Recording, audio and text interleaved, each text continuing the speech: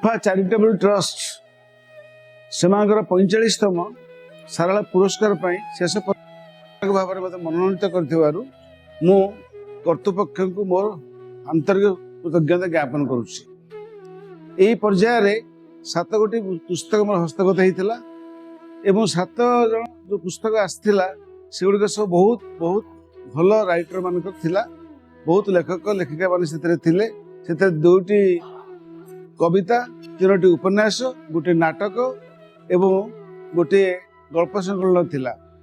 तेरे से श्रेष्ठतम कृति कौटी ताकू चिंता कला बेले मु द्वंद्व पड़ी कारण प्रत्येक कृति एक अनन्य कृति थिला एवं ताकू विचार करवा वास्तव बहुत दूर थिला।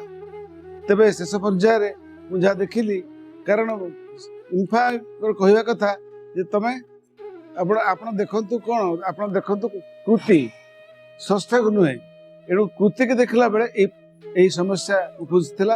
तेज से जहा हो परिशेष मु जो भली से माने चाहूले से भली मो मनोनयन करी एवं से मु एक पुरस्कार जो माने करिसेंती से माने मोर कृतज्ञता ज्ञापन कर।